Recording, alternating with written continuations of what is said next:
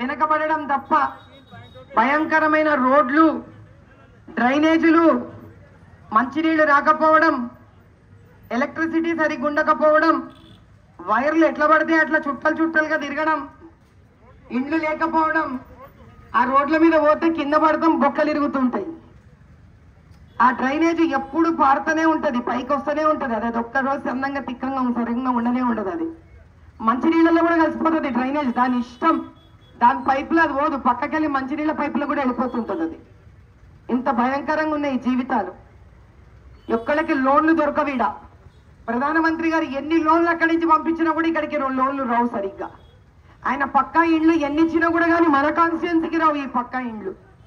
ఎందుకంటే ఈడ ఎమ్మెల్యే మన మనిషి కాదు, ఈడ ఎంపీను మన మనిషి కాదు.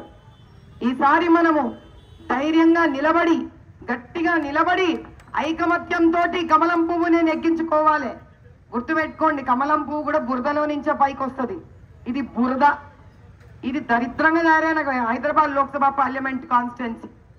ఇక్కడ భయంకరమైన విషయం ఏంటంటే, ఏ వడ్డీ అయితే తీసుకోకూడదో అతను గొప్ప, నేను ఒక ముస్లింలకు దొరబాబు లెక్కుందని చెప్తాడు. కానీ ఖురాన్లో వడ్డీ తీసుకోకూడదంటే గా వడ్డీయే తీసుకుంటాడు దారుసలాం బ్యాంకు పెట్టుకొని. ఏమి లేదు, బ్యారిస్టర్ చదువుకుండు, బ్యారిస్టర్ అయ్యిండు, మేనిఫెస్టో ఉండదు ఆయన దగ్గర. ఏడనన్నా చూసినాం ఆ పార్టీ మేనిఫెస్టో లేకుండా? ఇవనికి ఏం చేస్తాడు 5 సంవత్సరాలలో చెప్పడా? కానీ మన మోదీబాయ్ అట్లా కాదు. 5 ఏళ్లలో ఏం చేస్తా అని చెప్తాడు, చేసి చూపిస్తాడు. ఈయన చెయ్యలేడు కదా, అందుకే చెప్పడు. కాబట్టి ఈసారి మన మోదీబాయిని మనం గెలిపించుకోవాలి.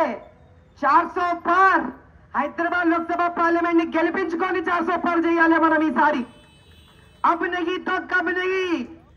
ఈసారి పెద్ద పెద్దోళ్ళకి కింద నుంచి ఒడుగు తెప్పించినాం మనం. ఎంబీటీ అసదుద్దీన్ ఓవైసీ ఏఎంఐఎం కొట్లాడుకుంటున్నాం, మరి అందరినీ బేబగుగ్గాలని చేసిండ్రు.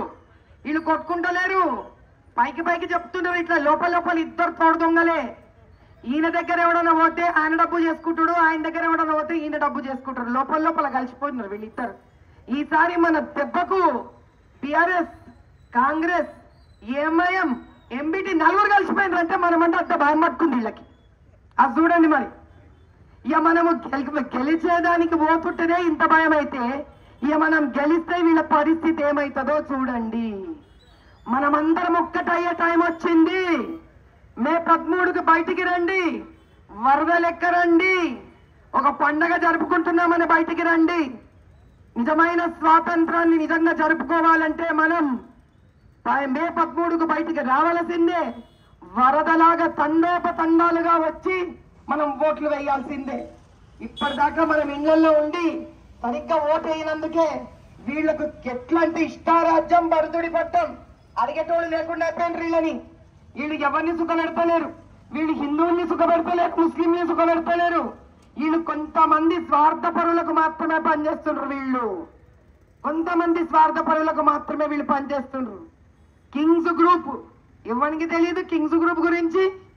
ఫలక్నుమా షానవాజ్ ఈడీ రైడ్ అయింది, ఐటీ రైడ్ అయింది ఆయన ఇంటి మీద, అంత దోస్తి పెట్టుకుంటాడు ఇంటి. అంటే ఇది ఎట్లాంటి మనస్తత్వం ఉందో చూడండి. ఎంతసేపు ఇండ్లను మొగలగొట్టుడు, ఎక్కడైనా కొంచెం మంచిగా ల్యాండ్ కనిపించిందంటే దానికి లోకల్ గుండాలని పెట్టుడు, వాడు కొట్లాడుకున్నాడని డ్రామాలు చేయడు, వీళ్ళపై కబ్జా కొట్టుడు. ఎన్ని ల్యాండ్లు కబ్జాలు కొట్టిందో తెలుసు. ఎన్ని వక్బోర్డు ప్రాపర్టీ. వీళ్ళు ఏం చేస్తారంటే వక్బోర్డు నిండా వీళ్ళ మనుషులే ఉంటారు. వీళ్ళు వక్బోర్డు ల్యాండ్ దొబ్బి తినేస్తారు. ఆ తర్వాత ఏం చేస్తారంటే వీళ్ళు పోయి ఎవరో హిందువుల ల్యాండ్ అని పోయి కూడా మా వక్బోర్డు ల్యాండ్ అంటారు. అసలు పాతకున్న వక్బోర్డు మనుషులు ఎవరు లేరు. ఆ వక్బోర్డులో వీళ్ళు ఆ ల్యాండ్లు తింటారు, ఈ ల్యాండ్లు తింటారు. ఎంత తింటా వీళ్ళ పొట్టకు సరిపోదు. అది ఎడబోతుందేమో దేవునికే ఎరక. ఈసారి మాత్రం మన ఇండ్లని, మన జీవితాలని, మన పిల్లల్ని, మన భవిష్యత్తుని, మన అభివృద్ధిని కాపాడుకోవాలంటే భారతీయ జనతా పార్టీకే మనం ఓటు వేయాలి. ఈసారి వాళ్ళు కింద నుంచి వణుకు పుట్టింది, వాళ్ళకి ఇట్లా బట్టలు తడిసిపోతున్నాయి, పతంగ కాటైపోయింది. అది చినికి కూడా పోయింది, ఏ చెట్టుకో ఇరుక్కొని చినికి కూడా పోయింది. అది బయటికి రండి, కమలం పువ్వుని మీరు గెలిపించండి. ఇట్లా ఉండాలి, అప్పుడు మారిపోతుంది.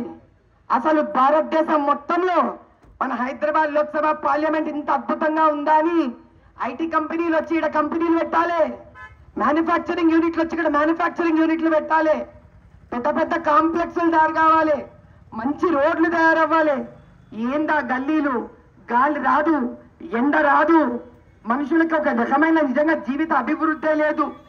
ఆ గల్లీలలో చూస్తుంటారు రోజు రోజు రోజు రోజు రోడ్డు కనీసం మీరు ఒక కారు కొనుక్కున్నా కూడా గల్లీలో కారు పోదు, స్కూటర్ పోదు, నడవాల్సిందే. డ్రైనేజ్ లైన్లని తవ్వుతారు, ఆ డ్రైనేజ్ లైన్ జీవితంలో తయారవ్వదు. డ్రైనేజ్ అంతా తీస్తారు, డ్రైనేజ్ పక్కనింత కుప్ప పెడతారు. మరి ఆ కుప్ప ఏం ప్రయోజనమో ఏమో, దాని మీద అన్ని రోగాలు వస్తుంటాయి, పిల్లలకి జ్వరాలు వస్తుంటాయి, ఒంట్లో బాగుండదు, ఒక్క వైద్య సదుపాయం లేదు. గవర్నమెంట్ హాస్పిటల్ ఏమో బత్తరుగున్నాయి. ఏంది దవాఖానాలు లేవు, బస్తీ దవాఖానాలు సరిగ్గా లేవు ఇక్కడ. ఇట్లా ఉండకూడదు. ఈసారి మనం గెలిపించుకోవాలి భాజపా పార్టీని, కమలం గుర్తుకు ఓటు వేయాలి, వీళ్ళకు బస్తీ మీద సవాలు నిలబడాలి. మనం 40 ఏళ్ళు చాలా ఎక్కువైపోయింది, ఇక రిటైర్ చేసేయండి, వీళ్ళని రిటైర్ చేసేయండి, కథం ఇంట్లో పంపించండి, వీళ్ళని ఇంట్లో పంపించేసాలి. వీళ్ళని ఇంకా ఒక్క ఏఎంఐఎం ఇంటికి పంపించిండ్రంటే అన్యాయం, అత్యాచారం, దుర్మార్గం. తెలంగాణ రాష్ట్రం నుంచే పంపిస్తారు, మీరు గుర్తుపెట్టుకోండి. తెలంగాణ రాష్ట్రంలోని న్యాయం మీ చేతులలో ఉంది. మీ ఒక్క లోక్సభ పార్లమెంట్ అనుకోకండి. మీరు ఎక్కువ మాట్లాడితే మీరు ఎవరినైతే తరిమి కొడతారో ఓటేసి, వాళ్ళు ఓటేసి బీజేపీని గెలిపించి ఏ అమ్మాయిని కనుక తరిమి కొడితే భారతదేశాన్ని బాగుపరిచే శక్తి మీ చేతులలో ఉంది. మీకు అర్థమైతే లేదు. దేశం మొత్తము బాగుపరిచే శక్తి మీ చేతిలో ఉంది. మీరేమో మిమ్మల్ని తక్కువ అనుకుంటున్నారు.